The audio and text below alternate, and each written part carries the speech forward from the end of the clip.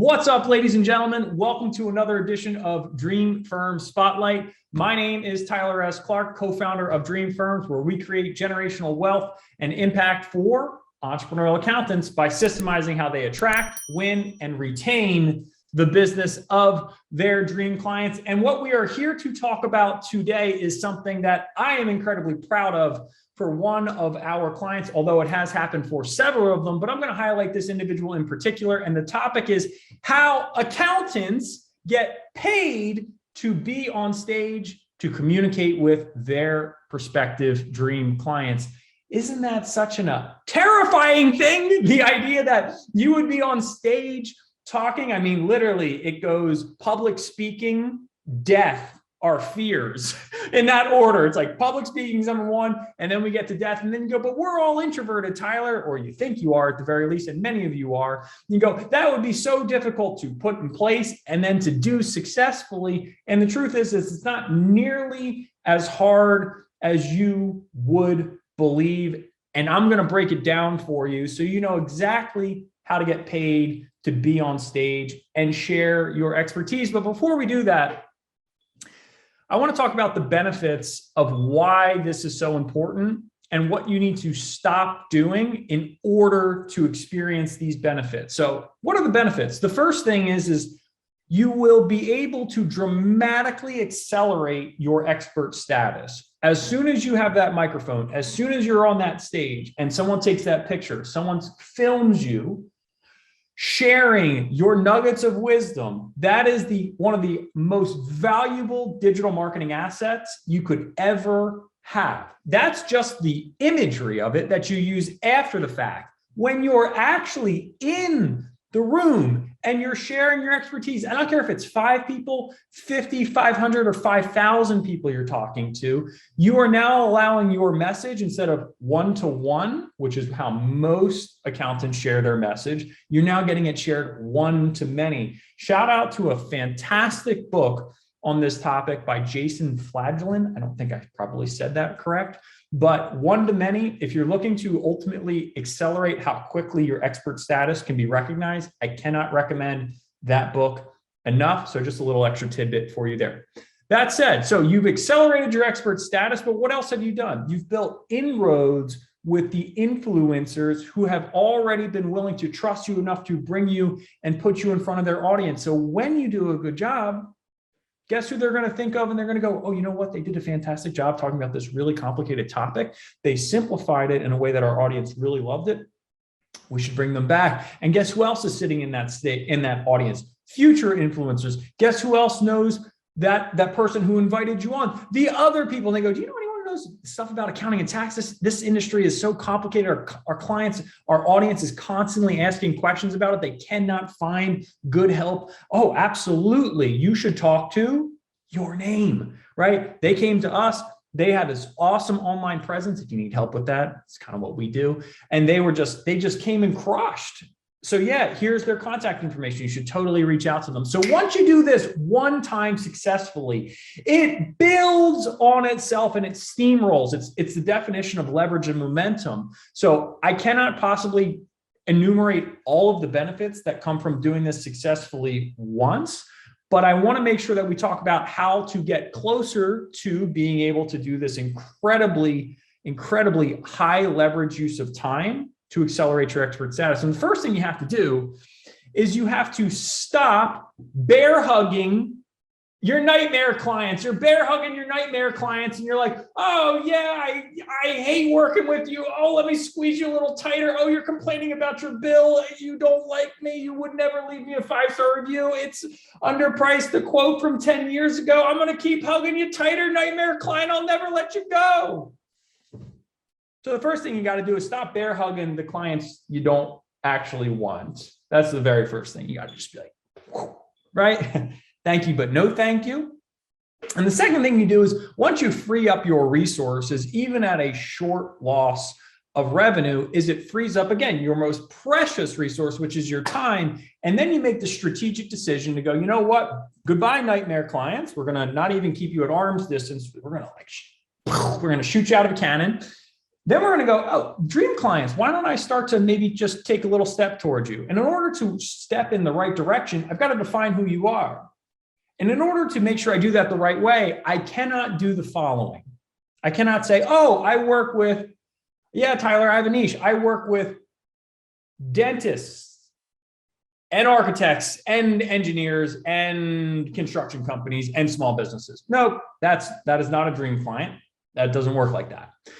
You have to be able to own the category and lean into it and say no to all the things that are more than likely nightmare clients, because they're not actually the dream client profile. They have lower profit margins, they have more requests of your time, and they just fundamentally don't appreciate you. That's a nightmare client.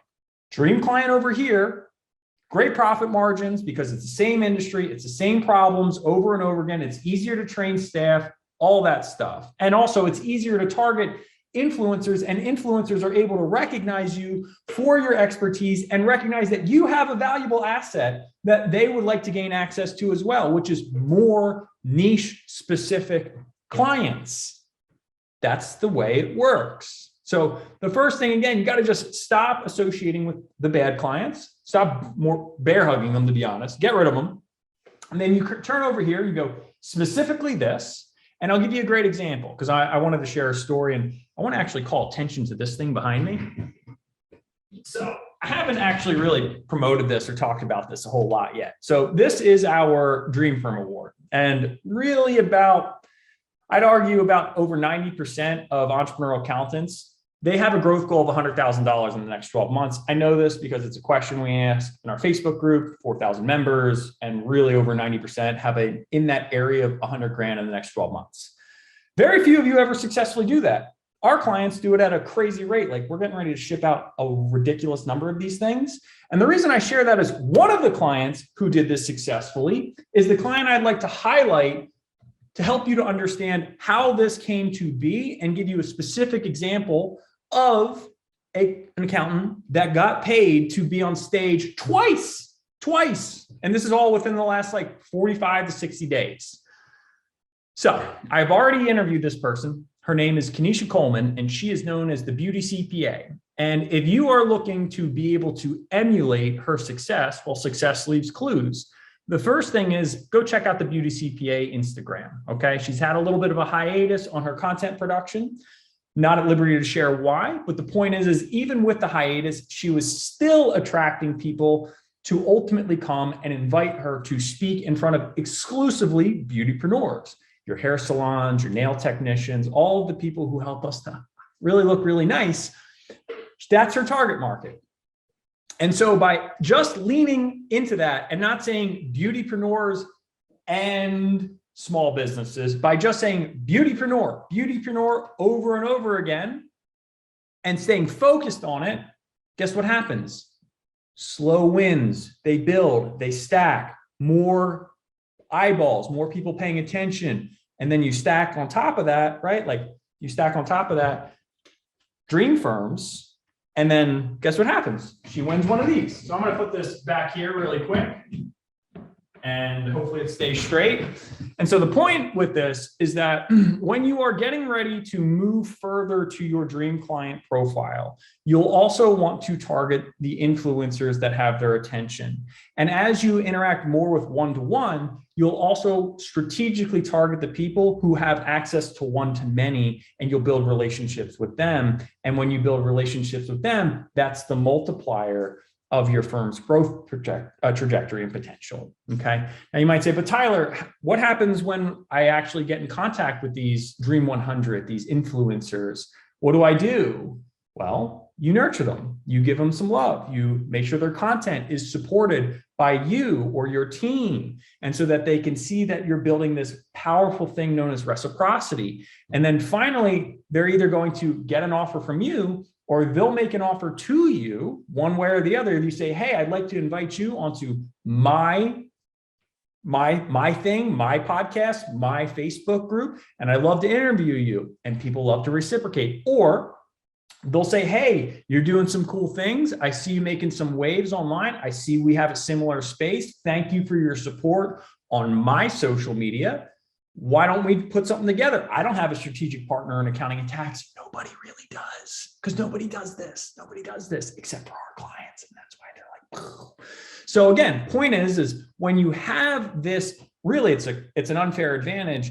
It may not necessarily be you getting on stage, although that's certainly possible. It may be the digital equivalent of it, like I will be doing with Tom Wheelwright in a little bit, and like we did for Tom Wheelwright a little while ago. You build the platform, you build the niche-specific expertise, and then the niche-specific experts start to recognize each other, and then you want to reciprocate and make your growth journeys easier.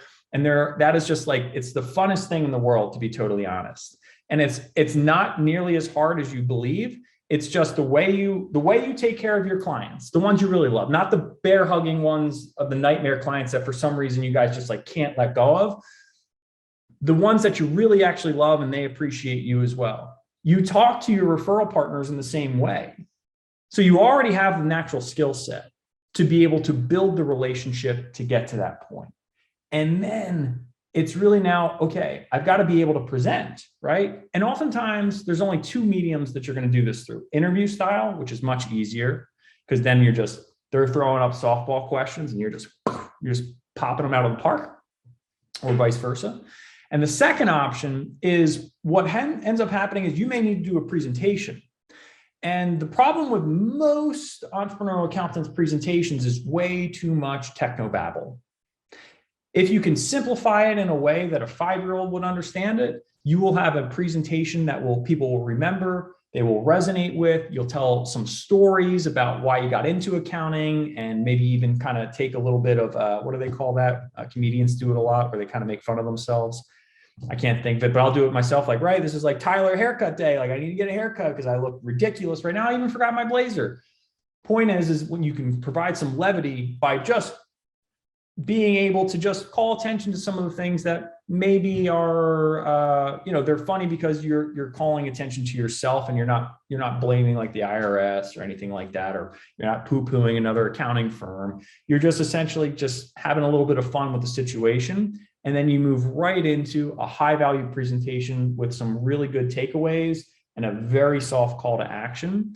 And when you do this the right way, people will pay you to bring you to their audience. People will pay you to come and share your message, and you make money from it. Not only just on the front end, but imagine talking to, again, a room of even just 50 people. And for Kenisha, it was closer to, I think it was a couple hundred people that were all entrepreneurs in her space.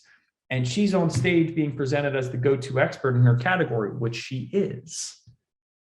So just imagine what happens on the back end. And quite frankly, that's the minimum that you should reasonably expect on the back end.